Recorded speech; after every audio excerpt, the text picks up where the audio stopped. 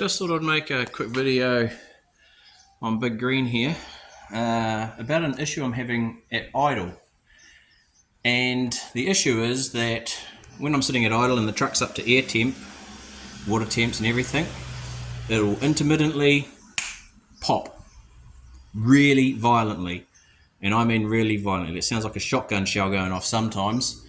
People will jump and you're just sitting there at idle, not even doing anything, and it's pop. And it's a single pop. Maybe every once in a while you might get a pop, and then a couple of minutes later you might get a second pop. But I went to the tuners, took it up to the tuners, we're trying to figure out what's going on. And I ran a log on the way to the tuners that I wanted to check, air intake temps and timing and see if it did it. I could maybe see something that was happening because it's so intermittent. Air intake temps were running fine. The water temps were fine. Got there, nothing untoward, hadn't missed. Talked to him for 20 minutes, made a quick change to the tune. Started a log, started driving home.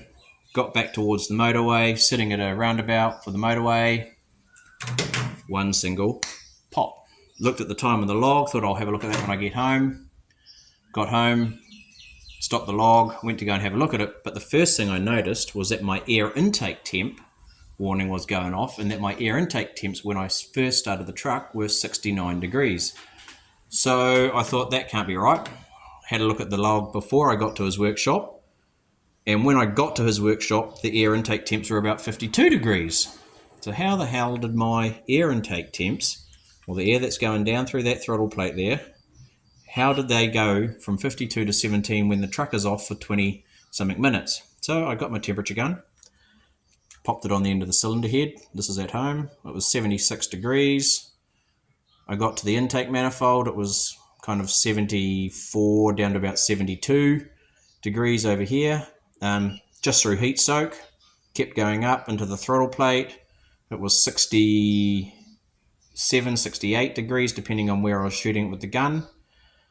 So I took the air filter off and shot the end of the intake air temp sensor over there, and it said 63. And I thought, the air intake temp underneath the engine bay wasn't 63 degrees.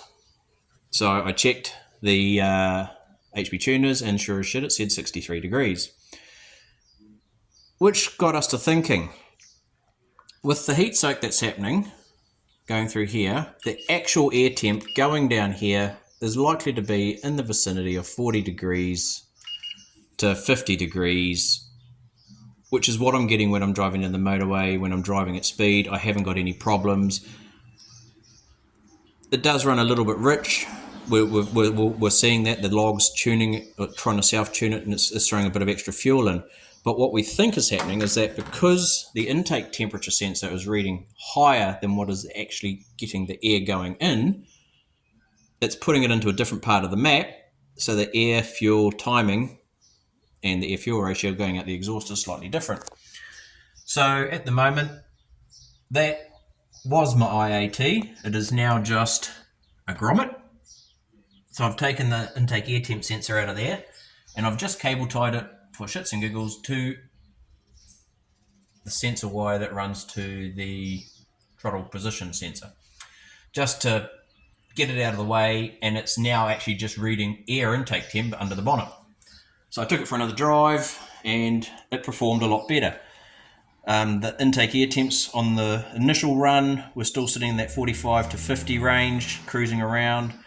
Got up a bit warmer through town, which you'd expect because the under-bonnet temps are going to get a bit hotter because you haven't got the airflow. The fan would kick on, the under-bonnet air temps would drop down, 2 or 3 degrees as well, which made things run a lot smoother. And it did miss once, but it was a very, very small, minor miss, nowhere near as violent, like a shotgun going off. And it got me to thinking that with the standard LS1, you have your ugly plastic intake runners, you have a throttle body at the front, you have a pipe that comes out, bends around, goes over to here, you have a MAF sensor, you have another pipe that goes out to an airbox, and in the top of that airbox, above your air filter, is where your air intake temp sensor is normally located.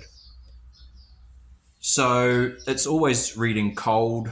It's actually reading the air going into the system before it gets any heat soak, and not reading a heat soaked temperature. So what is actually happening is once that temperature of that intake air temp sensor gets up, it's not actually reading the airflow, it's actually just reading the temperature of the sensor. So step one of my problem, or my solution, is some cardboard-aided design for an air filter box. Yeah, pretty, eh? Basically,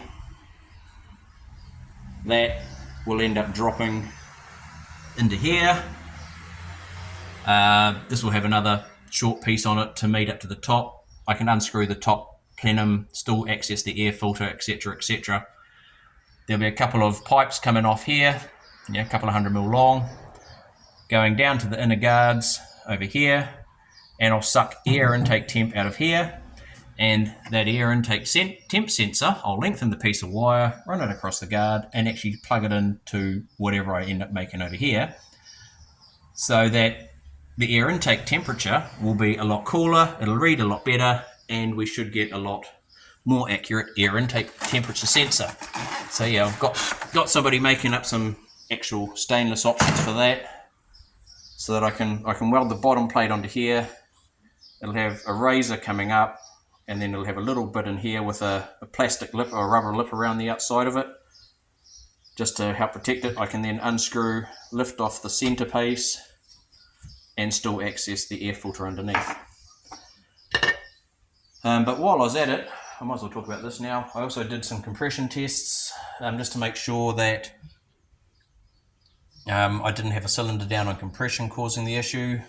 And as you can see, 1 through 8, 190 to 200 across the board, mainly 195, a couple of outlayers there, but not overly concerned that it's 5 under. That could have been half a stroke, and extra compression would have fixed that, or half a stroke extra compression or something stupid. So the spark plugs, they're all looking about the same. I don't know how to read them. I did send a photo to the tuner, and he said, yeah, they don't look too bad. Just throw them back in. They all have that white nozzle. They're all running a little bit rich black around the end there. I have got a little bit of blow by, but yeah, it's nothing major that can't be dealt with. So I've got to put all those back in.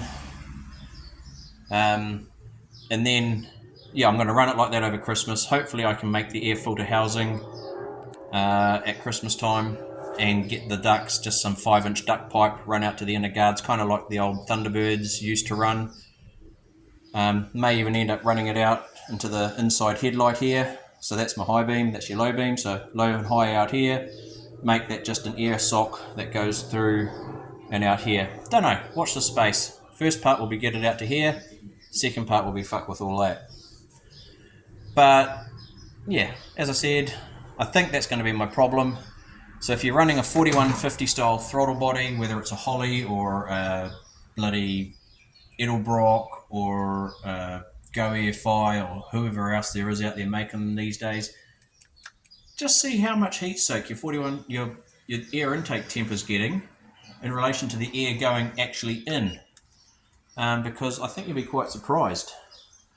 Yeah, so that's my rant about air intake temps, throttle bodies, misses. It's probably also to do with the old PCM sitting underneath here.